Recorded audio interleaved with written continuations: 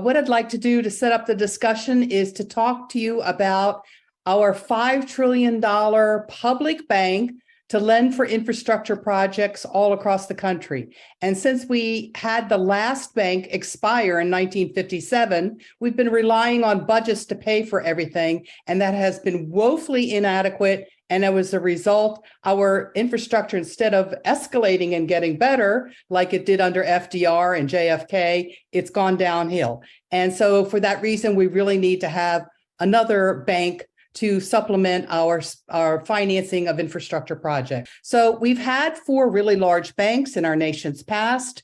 They were very successful banks that started right after the American Revolutionary War under circumstances like this, where we had really high national debt and we had no way to build up our economy and become a manufacturing center. So Alexander Hamilton came along and invented this first bank of the United States, which built our first manufacturing centers. And then these others built things like our whole canal system, which was our first big transportation system. Abraham Lincoln built the Transcontinental Railroad. And then, of course, we've got lots and lots of stories for what the Reconstruction Finance Corporation did that was initiated by Herbert Hoover and then picked up by FDR and built, including the Tennessee Valley Authority that's so benefited the economies of those 7 states.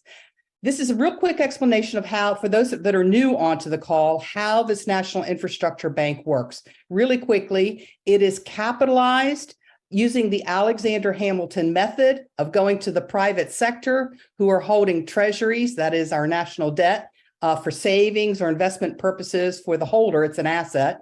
And we want to see if they would like to swap that asset or sell it into the NIB in exchange for preferred stock, and they'll get a little bit of extra money. We need $500 billion to capitalize our bank over time because we want to lend out $5 trillion, and we need to maintain this 1-to-10 ratio. So that's how we will capitalize the bank. And then the bank will go on to give out loans exactly like a commercial bank does. It will bring in deposits, but each time it books a loan, it creates a new deposit, and that actually adds to the money supply. So that's where the dollars come from, and then they're circulated around with cash on hand.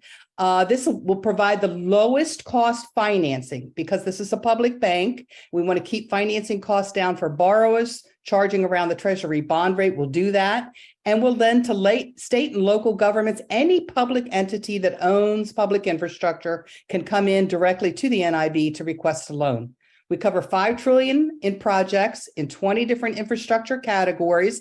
So this covers all of the categories that are monitored by the American Society of Civil Engineers. And then we added 4 more categories we also think are really, really important to get us into 21st century, infrastructure technology, high-speed rail, broadband everywhere, affordable housing, and large-scale water projects. And our speakers are going to show you how in these different areas we could build 21st century technologies. So not only can we fix all of our infrastructure, all of it, but we can really supercharge the American economy, create millions of new great paying jobs, make America manufacture again, reshore manufacturing so that we won't be reliant on overseas supply chains, get our GDP growth up much higher than it's been, make our economy more productive so our labor is put to better use, all without federal taxes, spending, or deficits. And we'll reduce inflation because we'll work on the supply side to bring more supply, will bring the cost of goods down and offset any coming recession. We're very concerned that one is being caused by Fed policy to tamp down on the economy. That's to try and offset inflation. So this is a comparison of what the NIB will lend compared to what is being provided in new additional money by the bipartisan infrastructure law that President Biden passed and Republicans and Democrats passed a year ago.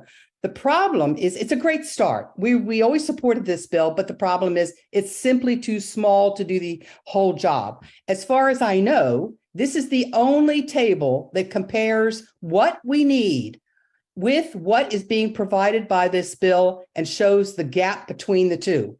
It will provide only 1/10 of everything that we need, and every state will not be able to get what it needs for roads, bridges, transit, rail. And there was a big conference just this week. I'm sure Dr. Metcalf is going to talk about it, where there's not going to be enough even for high-speed rail coming out of the bill. Drinking wastewater systems, as a result of this backlog and not being able to finance it, our infrastructure has gone downhill. So here is just in pictures to set ourselves up what's happened to the American infrastructure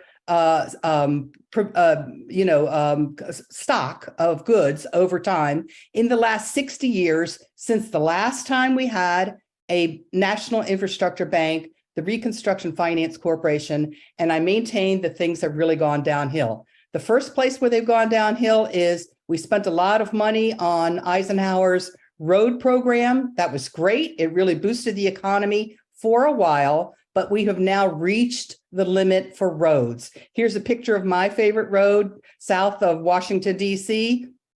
Now it's up to 5 lanes in both directions, toll roads everywhere, and everybody's sitting in traffic. This is hugely costly for Americans. We spend up to $237 billion a year in congestion and wasted fuel. That's equivalent to 60 super tankers of gasoline every single year wasted in traffic. Potholed roads are another bad area. They cost road travelers billions of dollars to repair every year.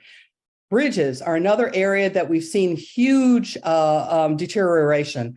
60 Minutes just recently in March reran a 2014 piece that they did on America's crumbling infrastructure. This is a picture of a bridge in Pennsylvania that is so bad that the inspectors have to look at it every 6 months because all the rebar is rusting, the struts could cave in anytime, the cement on the deck is falling down onto the roadway below, so they had to build this cover right here to protect cars down below from falling debris. And Pennsylvania's got another 3,300 of these bridges in similar condition. Here's a bridge with a big cracked I-beam on a major highway, I-40, going from Tennessee into Arkansas. Would you want your big semi-tractor trailer and your school bus to be going over the bridge, at the same time together? This is very dangerous.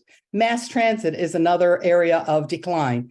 We built a lot of mass transit starting after 1900. The largest mass transit system, of course, is in New York. After World War II, almost no improvements or additions were made to it. It fell into decline in the 1970s. Of course, this is the graffiti, picture of everything.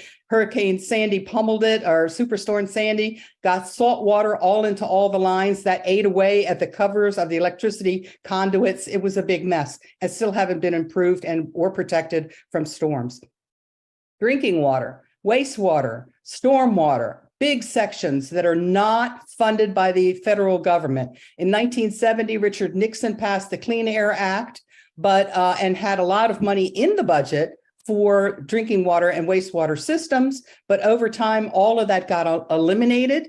We still have a huge problem all over the country, especially the central and northeast, with lead service line pipes in people's front yards, unsafe drinking water in lots of areas, not just poor areas like Jackson, Mississippi, but rural areas like in Ohio, where we just don't have safe drinking water. New Jersey now has PFAS in their water, and they need new filtration systems to get all those forever chemicals out of their drinking water. The power grid has seen also a 60-year decline. Every time we have a new storm caused by global warming, that just disrupts all of this distribution system. The grid is maxed out. Last summer, we had really high temperatures and heat, and we had brownouts and not the provision of electricity we want in California, in Texas, and a lot of other places. And of course, here's my favorite little guy with a plug looking to plug in the new renewable energy, and no place on the grid to plug it in. The grid is not ready for any of these things, and we have a lot of money in our bank to spit this up. So I'll stop there and turn it over to the next speakers, who will talk to you about the vision that we can do for America with this National Infrastructure Bank to improve all of our nation's infrastructure. Thank you.